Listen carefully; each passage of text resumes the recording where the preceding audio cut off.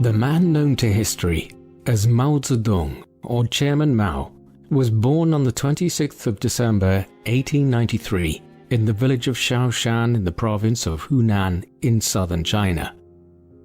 His father was Mao Yichang, who had been raised in a family of poverty-stricken peasants. However, after serving in the Xiang army for a few years in his youth, Yichang had returned to his native region and begun working as a farmer. He soon acquired enough money to become a lender in the district, and this, combined with his agricultural work, allowed him to become one of the more prosperous farmers in the Shaoshan area, eventually coming into possession of about 20 acres of land. Mao's mother was Wen Qimei, a devout Buddhist who had a troubled upbringing. Her father was a poor shoemaker who drank heavily, and her mother had been his concubine. Mao's childhood was less than ideal. His father was a strict disciplinarian whose method of parenting primarily involved beating Mao and his 3 siblings if they did not do as they were told. Their mother tried to temper his outbursts, but with little effect. Young Mao developed an interest in his mother's Buddhism when he was younger, though he soon became disenchanted with religion, and when he was just 8 years old, he was sent to the local primary school in Shaoshan. Just as the 20th century was dawning, his education there was a mixture of traditional Chinese learning centered on Confucianism combined with the centuries-old values of the Far East, along with a sprinkling of influences from the encroaching Western world which could not be avoided in China by the 1900s. Additionally, the young Mao developed an interest early on in history and politics. When he was 13 years old, his father arranged for him to be married to Liu Yixiu, the 17-year-old daughter of another prosperous local farmer. But Mao demonstrated his rebellious streak at a young age and refused to honor the arranged marriage, causing something of a controversy in the Shaoshan area. And as a result of this disagreement, the teenage Mao temporarily left his father's farm, although he returned before very long. Mao was growing up at a time when China was experiencing momentous change. Like Korea and Japan to the east, China had first come into contact with European traders and religious missionaries in the 16th and early 17th centuries. And like them, the Chinese had quickly become wary of the newcomers and had restricted their contacts with them to 1 or 2 ports in the southeast of the country, where a tiny amount of trade was conducted.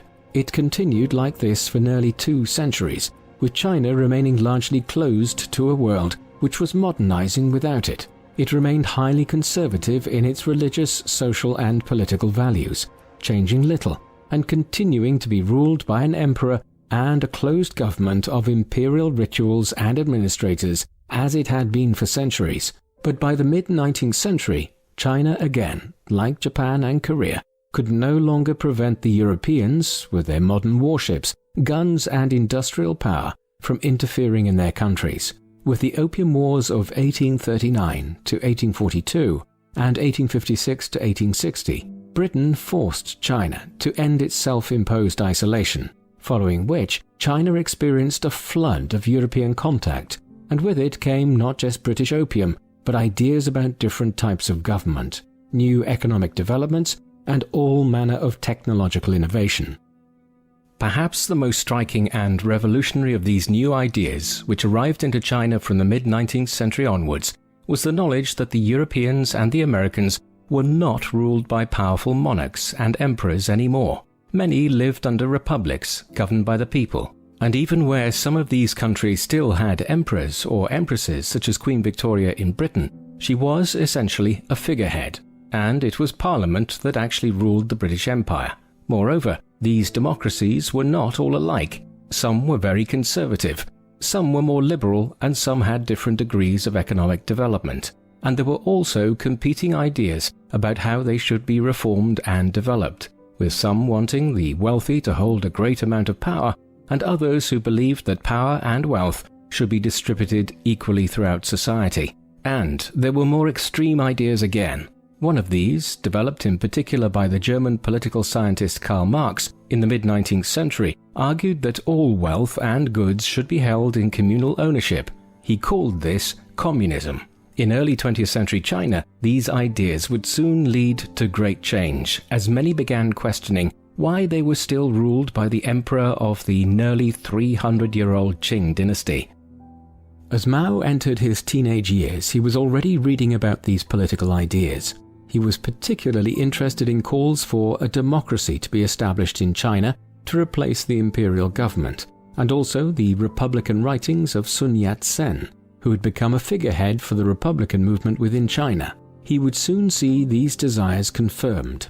Just as Mao was starting at a new school in Changsha, the country was entering into a period of rapid change. Regional famines had struck parts of China in the late 1900s and early 1910s, and this, combined with numerous regional uprisings throughout the country and growing calls for a more representative government, led to an army revolt in October 1911. At first, the imperial government of Emperor Puyi, who was just a 6-year-old child, tried to address the grievances of the dissenters, but it soon became apparent that a more drastic shift would be necessary. After weeks of negotiations, it was determined in February 1912 that the emperor would abdicate and a new Republic of China would be established, with the imperial officer Yuan Shikai serving as its first president of a national government. Thus, an empire which had been in existence for centuries had ended. It was, however, very unclear in the mid-1910s exactly in what direction China's politics would now head.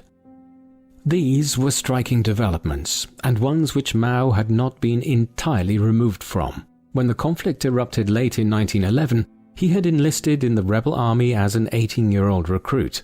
Now, in the spring of 1912, he simply returned to school, and it was around this time that he first started reading about the idea of socialism and communism as more radical forms of government. Yet he remained unconvinced that this was the best approach for China at that time. Meanwhile, his education continued. He determined at some point around 1913 that he would become a teacher, and so he enrolled in the first normal school of Hunan, widely regarded at the time as the best in the province. Here he became a popular and accomplished student, reading widely, being elected secretary of the student society, and eventually finishing as one of the highest-ranked students in the school. More pivotally, in terms of his later activities, Mao was increasingly exposed to the socialist ideas he had first encountered a few years earlier, and over time he began to find that he agreed more with what he read, particularly so as the environment of the first normal school was one of radical political thought, especially during China's first forays into representative government. In 1917, Mao moved to Peking, now Beijing, where one of his main influences at this time, Yang Changji, had taken a job at the Peking University. Here, Mao also took a job as a library assistant, but he was increasingly moving in circles of individuals who favored socialism and communism or Marxism as a solution to China's political woes. Even with the establishment of the Republic in 1912, the country had continued to experience turbulence as conservative and liberal forces fought amongst each other, and regional warlords and power groups exercised quasi-regional independence throughout the country. Marxism appealed to many at this time because the Bolsheviks, a branch of Russian communism, had secured control of the Russian government in the autumn of 1917, just months after the fall of the autocratic Tsarist government there. Perhaps, many thought, communism was also suitable for China, which had just done away with its own fossilized autocratic imperial government. Mao was increasingly leaning towards that viewpoint himself in 1918 and 1919, an outlook which was compounded when he experienced the bourgeois hostility of the Beijing upper and middle class towards a country boy like himself. It was in Beijing that Mao's awakening as a political radical fully occurred. China was drifting ever further into political anarchy in the late 1910s as a buoyant nationalist movement led by Sun Yat-sen sought to rejuvenate the republic in its infancy, which the nationalists perceived as being governed by a weak, conservative regime with too many links to the old imperial past. In parts of the country, the government could exercise its authority, but in others it was little more than a government in name only. This instability was augmented when the Chinese government failed to secure the former German concession of Shandong at the Versailles peace negotiations in Paris Following the end of the First World War, the nationalists considered it an affront to national pride when this piece of mainland China was instead granted to Japan, a nation which had been exercising its strength across East Asia since the late 19th century, when it had modernized in a far more successful manner than China. And the Shandong controversy was a direct cause of a major student protest which occurred in Beijing on the 4th of May 1919. This was driven by a younger generation of political activists like Mao, who were tired of China's seeming impotence on the world stage and disordered internal politics. The movement would continue afterwards and lead indirectly to the Chinese Civil War many years later. The May 4th movement, the awakening of China's younger generations to radical politics, is generally seen as the origins of the Communist Party of China. The events of 1919 led many young Chinese people who were interested in politics to increasingly turn their backs on the Western liberals of Britain, France, and America who had betrayed them on Shandong, and increasingly to turn towards the Marxism and Leninism that was gradually winning the Russian Civil War and cementing its control over Russia. As we have seen, Mao was already interested in communism by 1919, but it was only in the months following the May 4th protests that he began to fully commit himself to it. And that summer, he organized several student organizations into an umbrella body to protest against the Japanese presence in Shandong. This is the first clear sign of his abilities as an organizer, and his writings around this time and into 1920 began to speak of the Army of the Red Flag and to the victories won by the communists in Russia. By the time that the Communist Party of China was formally established in the summer of 1921, Mao had proclaimed himself to be a communist, believing that the ideology would be the basis for the coming revolution in China. It would be a slow ascent towards that revolution, however. In the meantime, Mao married again in 1920 to Yang Kai-hui, the daughter of one of his former teachers.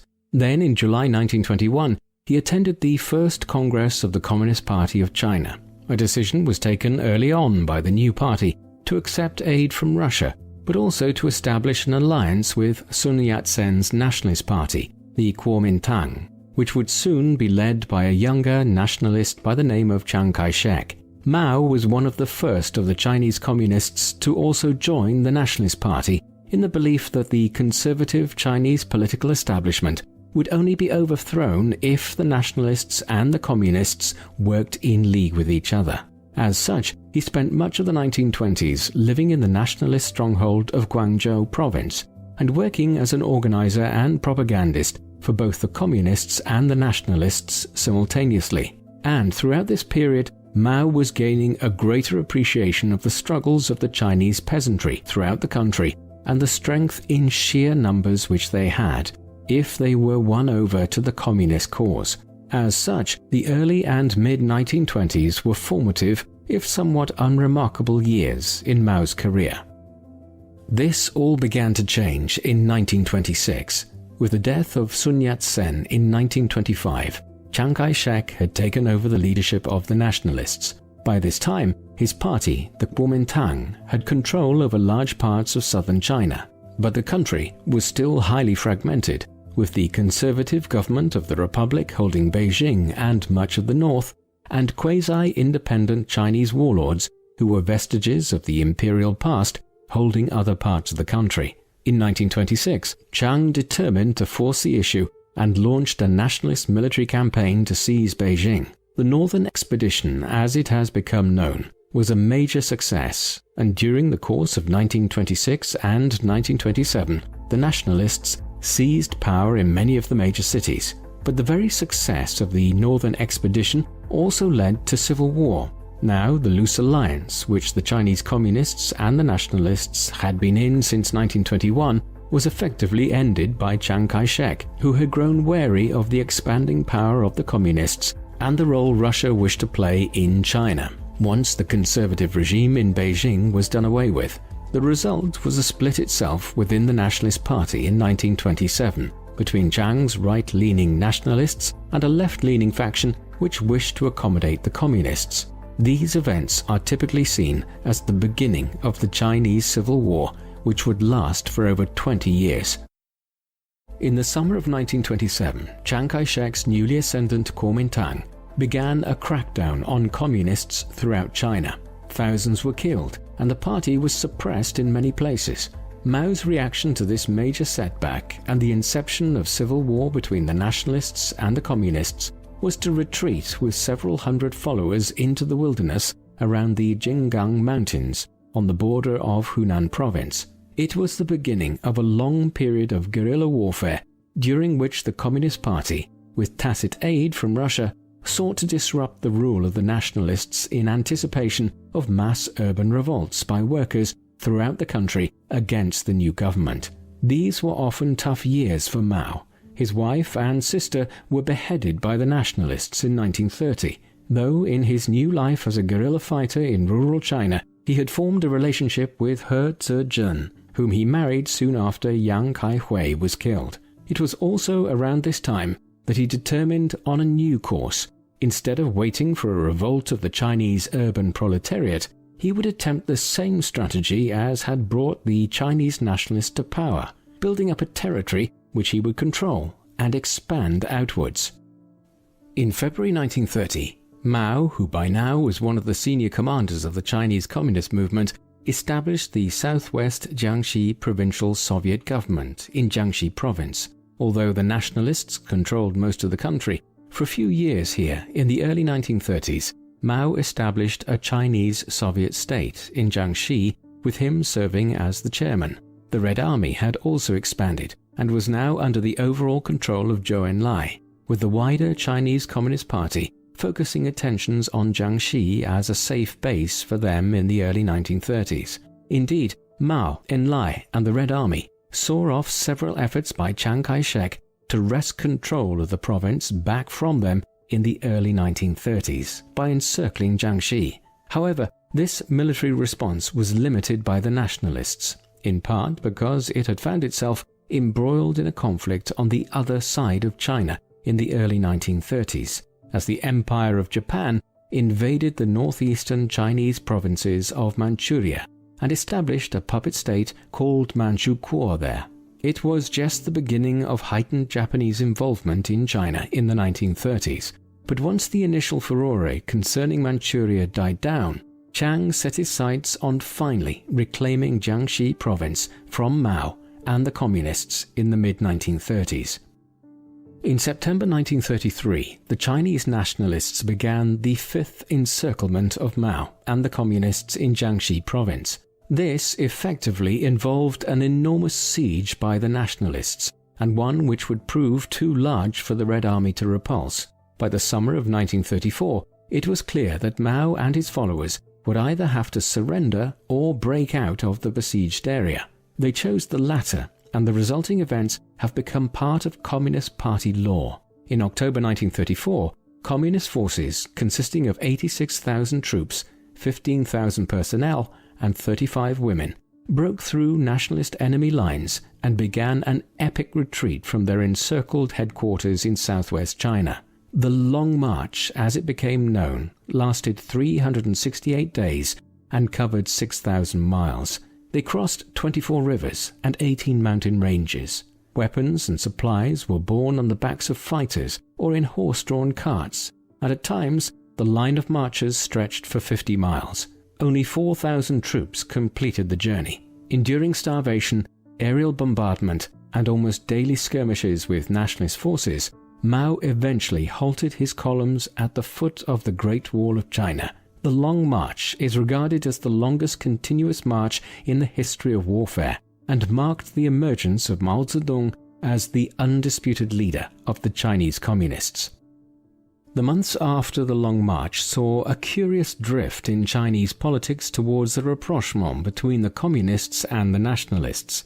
For years, the nationalist government of Chiang Kai-shek had been dealing with problems on multiple fronts. As well as the Communists, there was the perhaps greater problem posed by the Empire of Japan and its ambitions to dominate the Far East politically and militarily. This had already resulted in the invasion of Manchuria and the establishment of the puppet state of Manchukuo in the early 1930s, But as the years went by, it was clear that the emperor's government in Tokyo had ambitions for an even greater land grab in China. Accordingly, many within the nationalist movement believed it would be best to put aside their differences with the communists for the foreseeable future and form a coherent opposition to the impending Japanese attack. And for their part, Mao and his followers were encouraged to do the same by Moscow.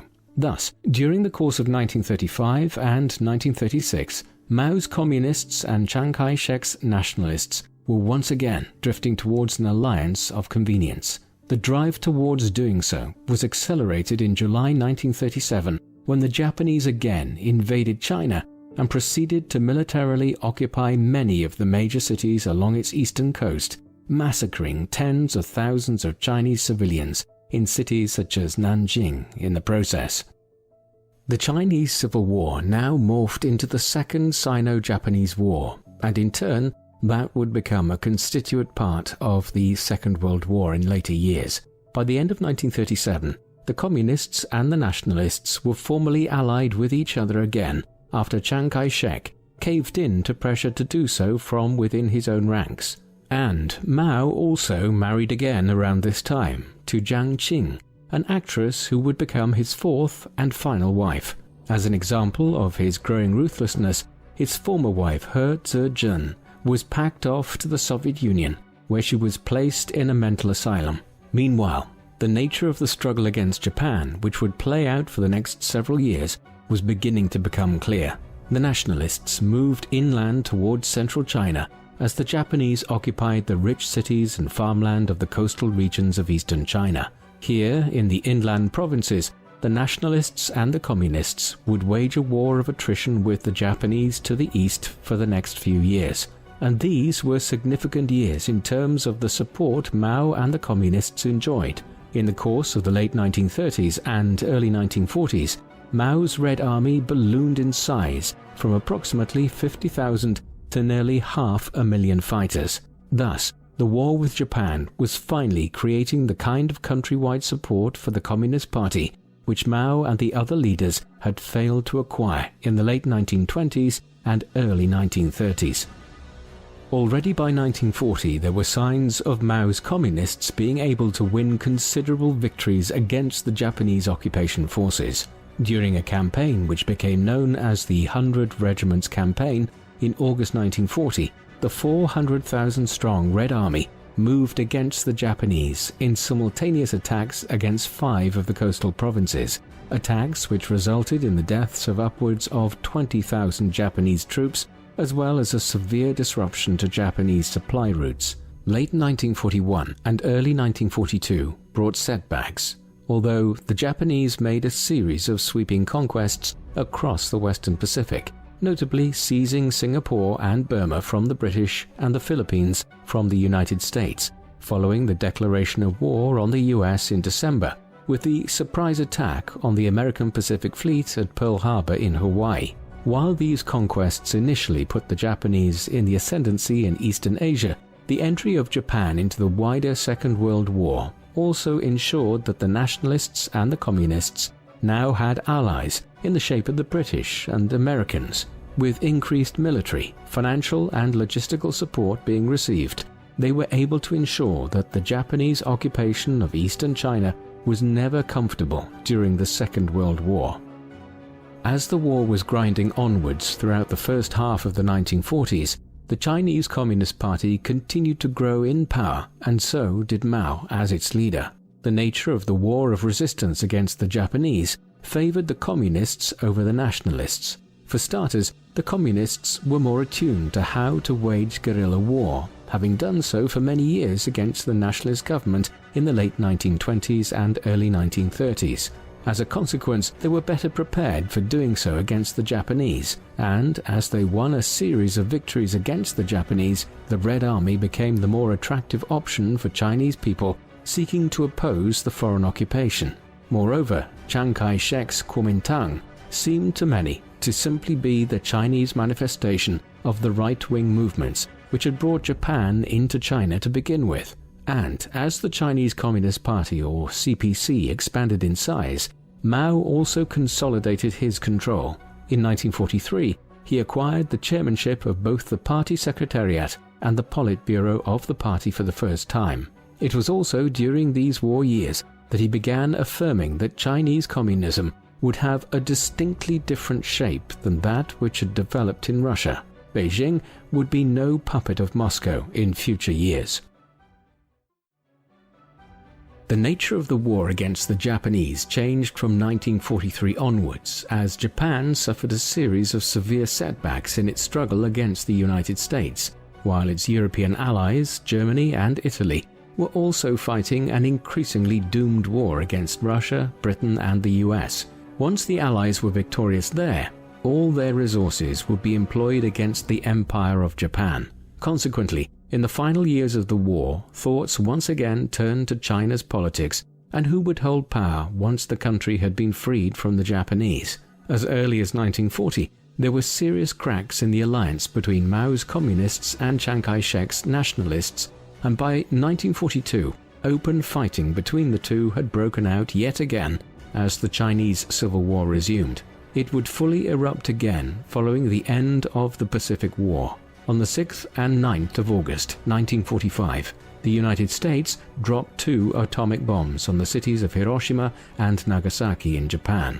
Simultaneously, the Soviet Union invaded Manchuria, which Japan had occupied all the way back in 1931. As a result, within weeks, the Empire of Japan had formally surrendered to the Allies. The Second World War was over, and the Chinese Civil War once more commenced between the nationalists and Mao's communists. Mao was in a far more advantageous position in 1945 than he had been 10 years earlier after the Long March. If the Long March had kept the Chinese Communist movement alive, then the Japanese invasion of China in 1937 and the 8 years of war with Japan allowed the Communists to strengthen their position immensely. In a curious twist of history, the Japanese invasion of China indirectly led to the Communists seizing power in the country. Early in 1946, Mao was handed an extra advantage when Stalin handed over Manchuria to the Chinese Communist Party. Yet it would take 3 years of further intense fighting between the Communists and the Nationalists before a breakthrough was made. In September 1948, the Communists secured full control of east-central China in the region south of Beijing with the capture of Shandong province in the Huaihai campaign.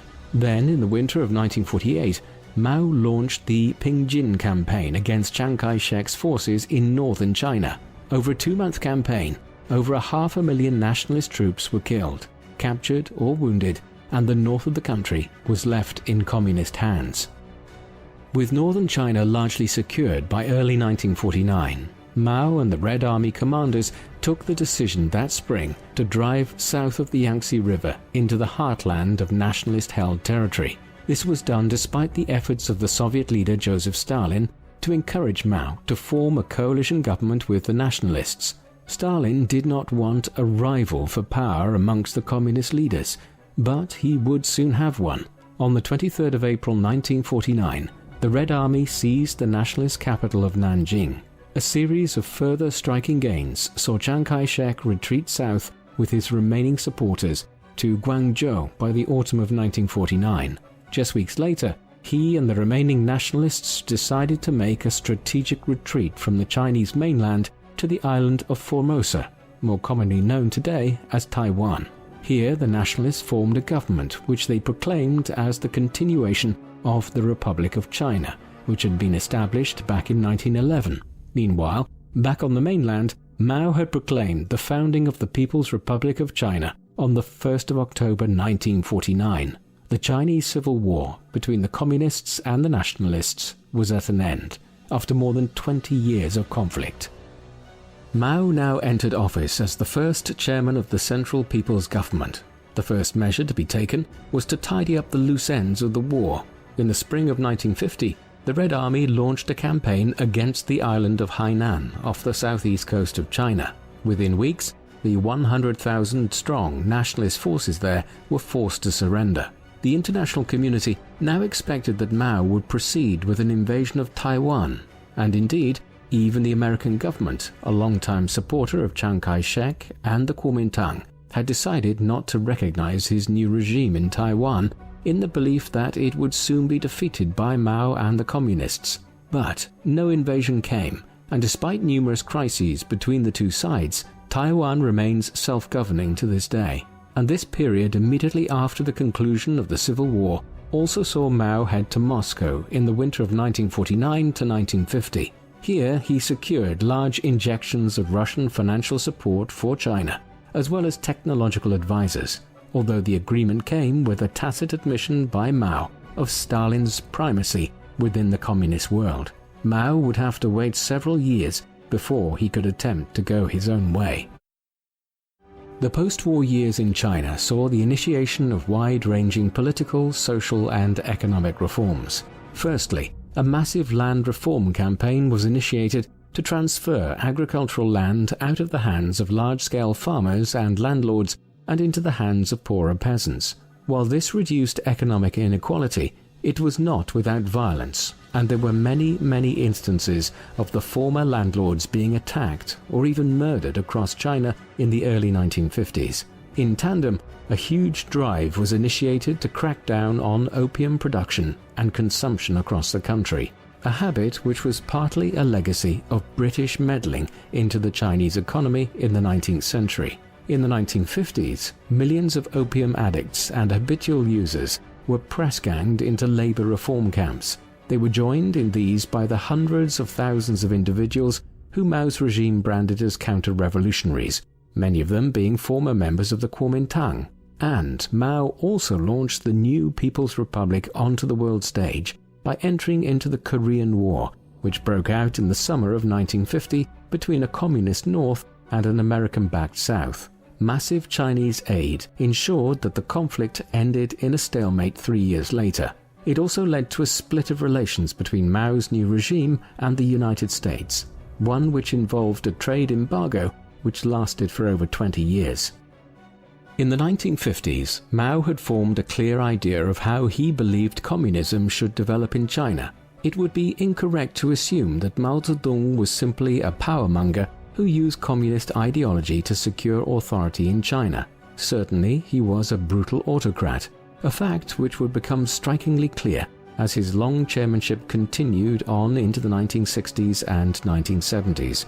But he had also read widely on Marxist-Leninist thought and had a vision for how communism would develop in China. In the early 1950s, that vision involved the industrial capacity of China's burgeoning cities of the East Coast and its great rivers, leading the country away from its reliance on agriculture.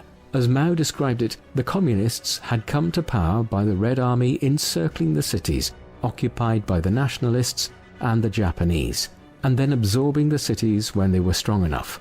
Now, the direct opposite was needed. China's cities would need to expand outward and bring the country closer to achieving communism as Marx had intended it. To that end, in 1953, the first five-year plan was initiated in China in imitation of the five-year plans which the Soviet Union had begun employing in Russia in the 1920s.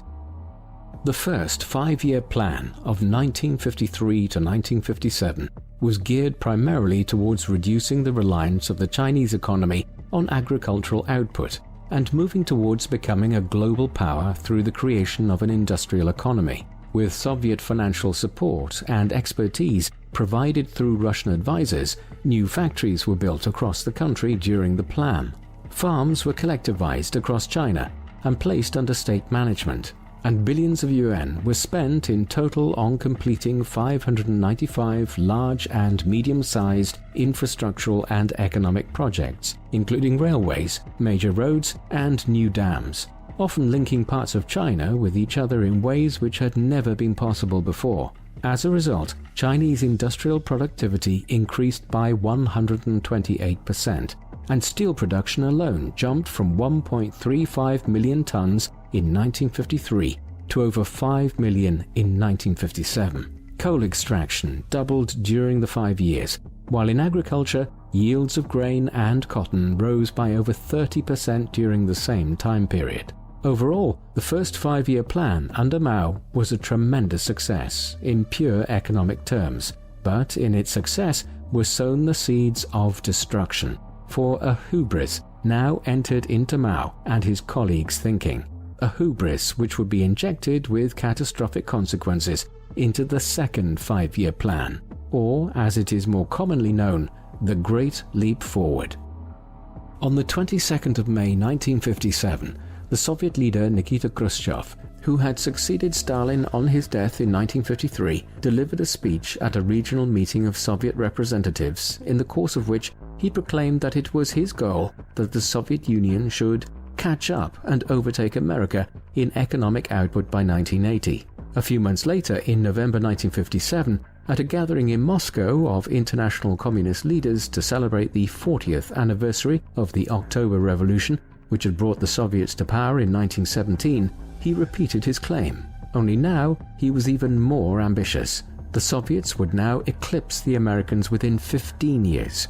Mao, who wished for China to rival the Soviet Union, and whose relationship with Khrushchev was more antagonistic than it had been with Stalin, began pondering this goal in the aftermath of the Soviet leader's speech. Not to be outdone, he quickly determined to make similar claims, and made it known that it was China's goal to catch up with Britain's economy within 15 years and exceed their production of steel and other core industrial outputs. With this goal in mind, in 1958, the Chinese Communist Party initiated the Second Five-Year Plan, or what was soon referred to as the Great Leap Forward, for the country's economy. It would result in the most catastrophic famine the world has ever seen. Mao believed that the key indicators of how China's economy was progressing would be seen in grain and steel production. If these could be increased rapidly, it would show the Soviets in Moscow and the world in general that China was asserting itself on the world stage. Accordingly, all of the instruments of the state were deployed in 1958 to begin increasing the rate of grain and steel production by establishing new smelting factories and turning ever greater amounts of agricultural land over to grain production. Massive amounts of farmland were collectivized into giant state farms towards this end, and millions of workers were redeployed to different parts of the economy than they were trained for. Huge amounts of state funding were also given out to aid in the effort, and party officials were sent out into the countryside and the towns, charged with maximizing production. However, many of these initiatives were potentially hazardous to begin with, as the state was employing experimental farming methods in some instances, and in others was turning over land to grain production which was more suited to other crops. In other instances, workers were being sent into steel factories with little or no training in what they were doing. It was an inauspicious beginning in 1958, but one which would get much worse over time. Despite these structural issues, there were some initial signs of progress. Steel and iron production did increase in the initial stages of the Great Leap Forward, perhaps by as much as 30 to 40% in 1958, but the mechanism whereby it was being increased would prove catastrophic in some instances. In their eagerness to show good results, local party cadres throughout the country were often resorting to unimaginably short-sighted and brutal tactics. The more cruel methods involved overworking their laborers in the factories to try to have larger amounts of steel produced. But within a few months, party officials throughout the country were also setting up what became known as backyard furnaces, the use of which Mao had actually encouraged. These were essentially makeshift steel furnaces which were often set up in the yards of people's homes. Scrap metal was used to produce pig iron, which was almost totally useless. But the worst thing was that farming tools and other instruments which were needed for producing food throughout the country were often being thrown into these backyard furnaces and melted down so that local party officials could record higher outputs of alleged steel production in their areas. The result was a lack of basic tools for farming as the months went by.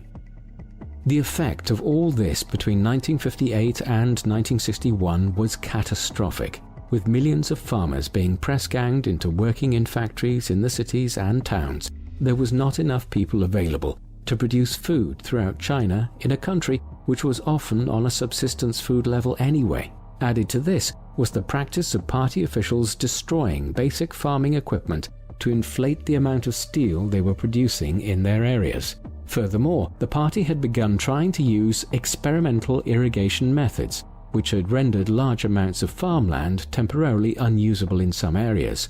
Given all this, it is unsurprising that even by the autumn of 1958, just months after the Great Leap Forward had started, there were major food shortages in some parts of the country, and this was further compounded by the fact that the government continued to export grain and other agricultural products in order to increase its revenue and also keep up the appearance that productivity was increasing. By late 1958, people in certain parts of the country were beginning to start foraging for wild foods in the countryside, and others were starving to death. This was just the beginning though, and by 1959, grain production had fallen by roughly 15 to 20% in total across the country. There is considerable debate as to how much Mao knew about what was unfolding across China as a result of the Great Leap Forward. It is quite possible that in late 1958 and early 1959, he was unaware of the famine conditions, but evidence has been uncovered which suggests he knew by at least the late spring of 1959 and yet did not do enough to change course. By 1960, when he delegated control of certain parts of the Great Leap Forward program to others, the Central Party members were actively trying to prevent the worst, but by then it was too late. The forces which were unleashed in 1958 and 1959 reverberated into 1960 and 1961, and famine struck China over each of these years with varying degrees of severity. There have been many different estimates of the number of people who died in recent years, as the opening of certain archives in China has allowed for more accurate assessments, but scholars are generally agreed that at least 25 million people died in a country, the population of which was approximately 660 million in 1958. Frank Dicotta, who studied the period in detail and who saw the Great Leap Forward as Mao's Great Famine in the title of his study of these events, suggested the death toll was as many as 55 million people. Others would suggest somewhere between 30 and 45 million, making this the most catastrophic famine in human history in terms of sheer numbers of deaths. The second five-year plan, advertised as the Great Leap Forward, came to an end in 1962.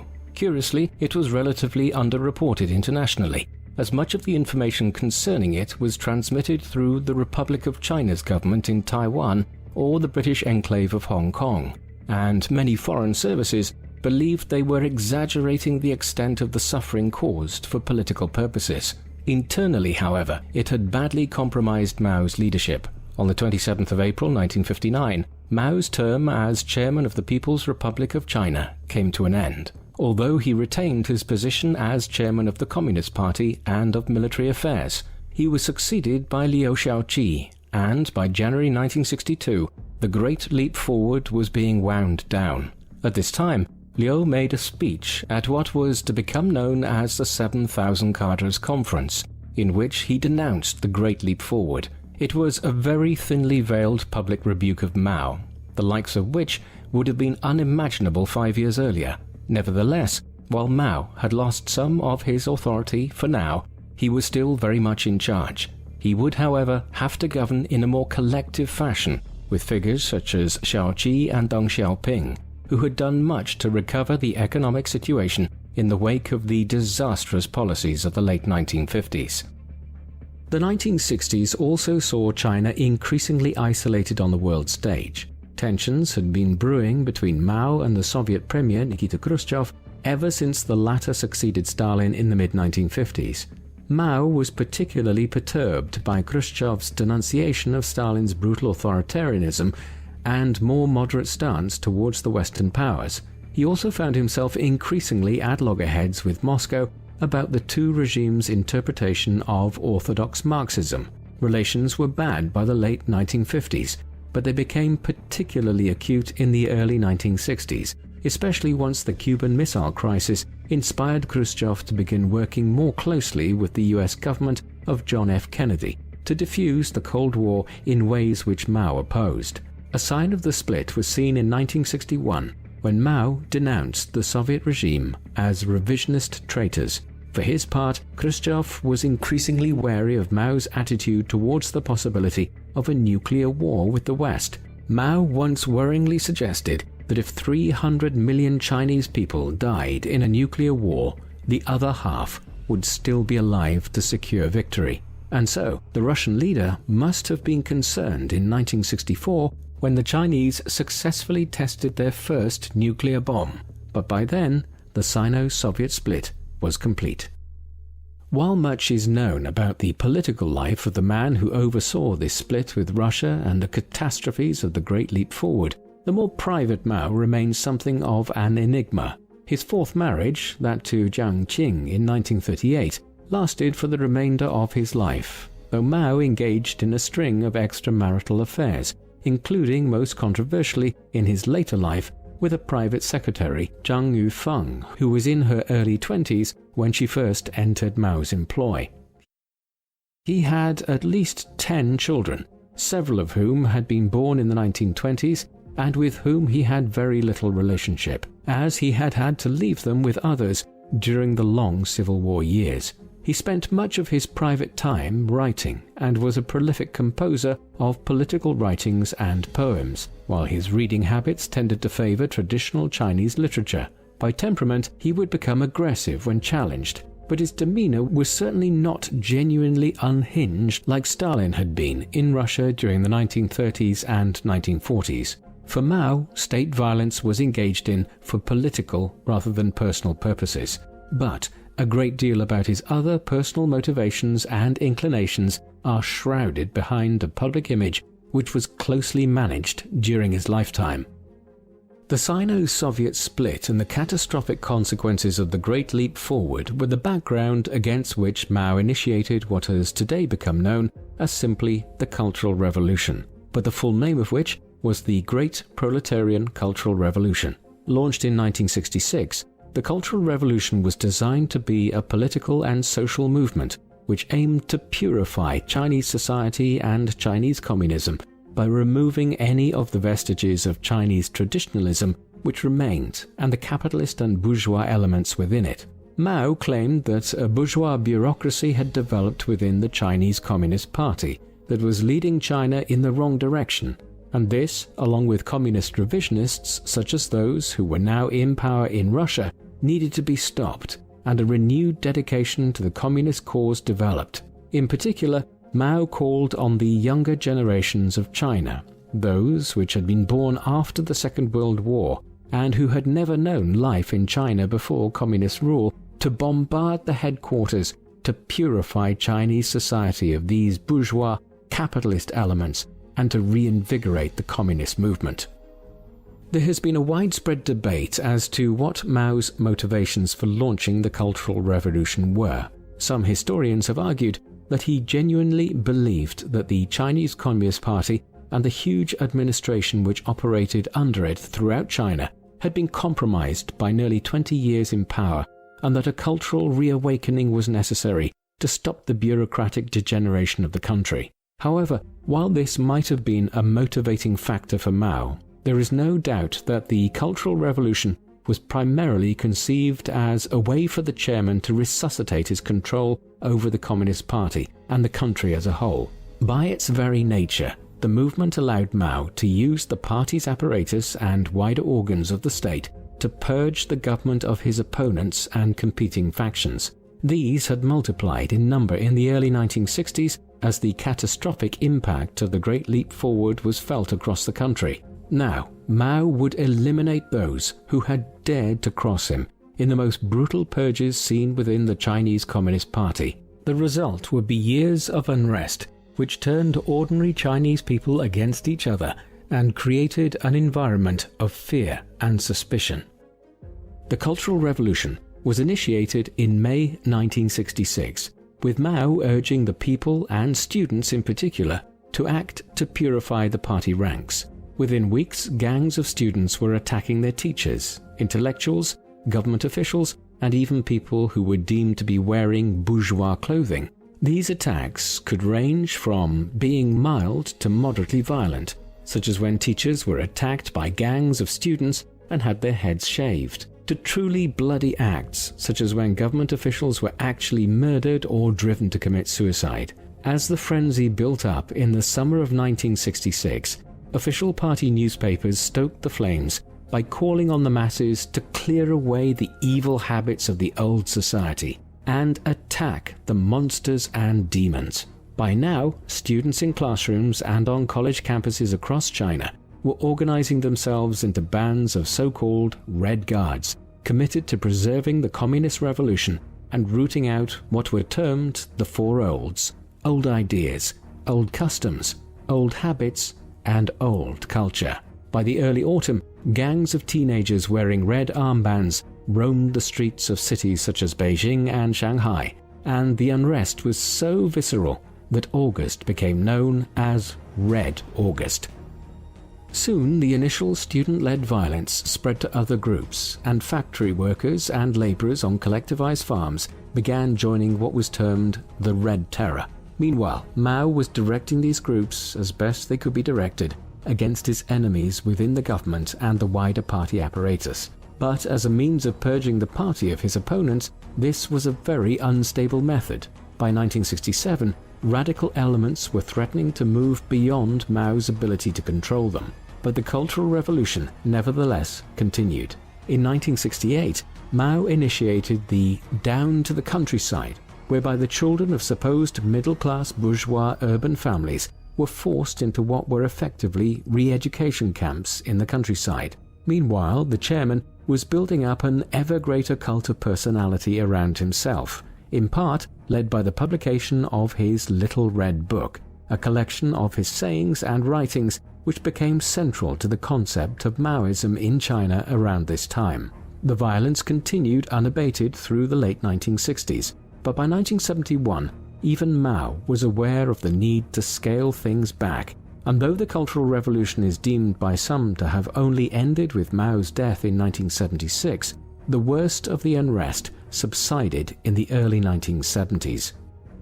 As with the enormous famine created by the Great Leap Forward 10 years earlier, historians have found it difficult to precisely identify how many people died as a result of the Cultural Revolution. Estimates tend to vary between 500,000 and 2 million people having lost their lives as a result of the violence which swept through China between 1966 and 1971. Many of these were killed by the Red Guards and other groups, triggered into fanaticism by Mao's injunctions. However, probably the greater proportion of these lost their lives in instances where the army was called in to quell the unrest, or by the army and the Communist Party being directed to purge certain groups by Mao himself. Just as damaging was the psychological pain inflicted on a society where people were effectively turned against each other by the state. Perhaps the most glaring example of this occurred in Guangxi province in the south of the country, where between 100,000 and 150,000 lives were lost during the Cultural Revolution. People here even resorted to burying the persecuted alive, or boiling or disemboweling them, and there was systematic cannibalism engaged in Guangxi, as the frenzied masses sought to literally devour their enemies in their fervor. Ultimately, the Cultural Revolution scarred Chinese society in ways which are hard to quantify. The early 1970s witnessed a major event in China's relations on the international stage, which has had important implications down to the present day. Chinese involvement in the Korean War had seen diplomatic ties between the People's Republic and the United States government effectively shut down, with trade sanctions imposed on China by Washington. However, with the passage of 20 years, both sides were cautiously investigating the possibility of re-establishing diplomatic ties.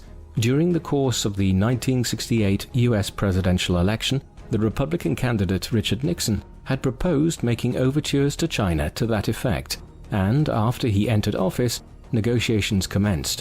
In 1971, Nixon's national security advisor Henry Kissinger went on a secret diplomatic mission to Beijing, and this was followed in February 1972 by an official state visit in China by Nixon, during the course of which he met Mao, the first meeting between a Chinese and American head of state since the Second World War, which has grown ever greater in importance since, and which is now regarded by many as the most significant international relationship between two states in the world.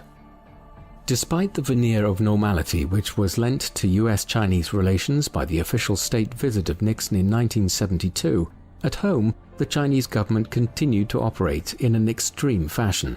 By the time Nixon visited, Mao was nearly 80 years of age, and owing to years of chain smoking, he was suffering from numerous physical ailments. It was due to this and the cult of personality which he had built up around himself that he allowed a number of senior Communist Party members to become immensely influential in China in his final years.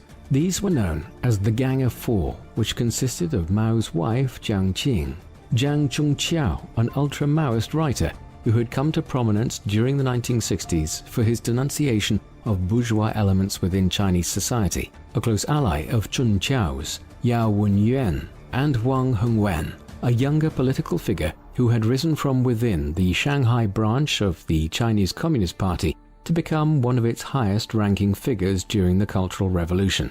The Gang of Four had done much to promote the worst excesses of the Cultural Revolution between 1966 and 1971. But even after the most extreme period of the purges ended in the late 1960s, their influence over Mao's government continued. The last years of Mao's life and his primacy in the politics of China are hard to characterize, as competing forces were at work in the halls of power in Beijing. Certainly, Mao remained wedded to the idea of clinging to power until the very end. As a result, he continued to allow the Gang of Four and their supporters to hold considerable influence in the country. However, separately, there was a growing clique of individuals who coalesced around other older stalwarts of the party, such as the former head of the Red Army and Premier Zhou Enlai, and the former General Secretary of the party Deng Xiaoping, who wished to break from some of the more traditional ideological values of the party espoused by Mao and introduce a greater degree of professionalism into the running of the government and the economy. There was also much bitterness within the party establishment at the damage wrought by the Cultural Revolution, as individuals who had fought the Japanese and the nationalists in the 1930s and 1940s had often been purged from the party in the late 1960s, only to be gradually rehabilitated in the 1970s. Acrimony between all these groups characterized the politics of China in the final years of Mao's life, and it was he himself who was largely responsible for creating this situation. The political uncertainty of the post-Cultural Revolution period was still unresolved as Mao entered the final stages of his life. His health had further deteriorated in the mid-1970s, and he was suffering from several heart and lung ailments, the latter aggravated considerably by his chain smoking, while there were unconfirmed rumors of a considerable reliance on sleeping pills which had developed over the years. On the 27th of May 1976, he met the Prime Minister of Pakistan, Zulfikar Ali Bhutto, on a state visit at which the last known photo of Mao was taken. But by then, he had already suffered the first of several heart attacks that occurred between the spring and autumn of 1976, and which left him increasingly incapacitated. The final one on the 5th of September left him largely unable to move, and he died 4 days later. A state funeral lasting a week followed between the 11th and the 18th of September 1976, during which 1 million Chinese people filed past his body. Today, the enormous mausoleum of Mao Zedong housing his embalmed body stands in the middle of Tiananmen Square in central Beijing, on the site where the Gate of China, the southern gate of the old imperial city between the 14th and the 20th centuries, used to stand before its destruction in 1954. It is perhaps fitting as a statement of where ancient China ended and modern China began. Mao's death occurred at a time when the older leadership of the entire Chinese Communist Party, the generation who had come to political consciousness during the May 4th movement all the way back in 1919, was fading from Chinese life.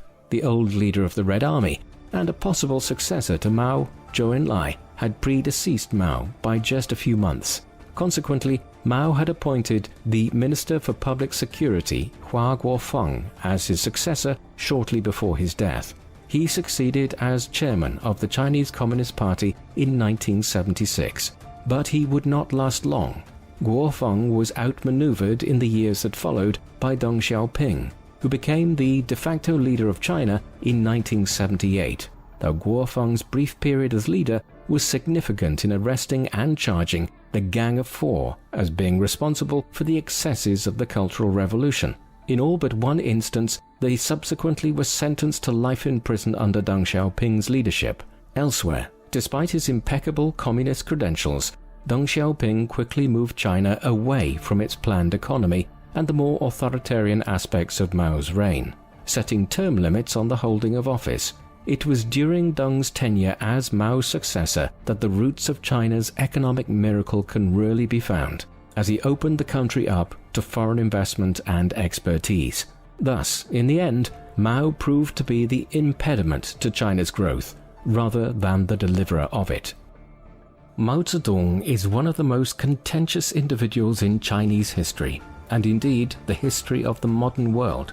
To some, he was a brutal tyrant and a mass murderer, under whose rule between 1949 and 1946, over 50 million people and perhaps as many as 80 million died prematurely, whether as a result of the catastrophic failures of the Great Leap Forward, the waves of violence unleashed during the Cultural Revolution, or government-orchestrated disasters such as the Banqiao Dam failure of 1975, which by some estimates resulted in the deaths of over 200,000 people. However, to many others, he is one of the great heroes of modern-day China, the man who ensured that the cause of Chinese communism survived during the Long March of the 1930s, the commander who led Chinese resistance to the Japanese occupation during the Second World War, and the individual who thereafter led the Red Army to victory over the nationalists.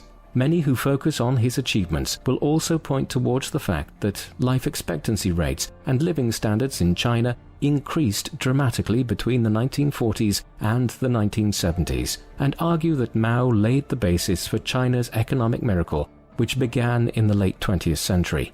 It is indeed striking that one individual can provoke such widely diverging opinions. There is no doubting Mao's critical role in ensuring the ascent to power of the Communist Party in China. Without Mao, the movement might not have survived the 1930s, and his leadership was also critical in the post-war period. But once he secured power, this individual, who was clearly possessed of a considerable intellect and ability, became obsessed with retaining and expanding his control of China at the expense of lives and social stability. It was his desire to not play second fiddle to Khrushchev and the Russians which drove China into the disastrous Great Leap Forward, and his unwillingness to accept how badly things had gone wrong, which saw the famine which the second five-year plan created drag on for years and kill somewhere between 30 and 50 million Chinese people. It was Mao's pathological desire to reinforce his position as head of the Chinese state in the mid-1960s which led to the violence and instability of the Cultural Revolution. The Mao of the 1950s and 1960s was a different one to the individual who first joined the party in 1921 and initiated the Long March in 1934. Those who knew him over the course of his life often confirmed that he changed considerably over the years. What do you think of Mao Zedong?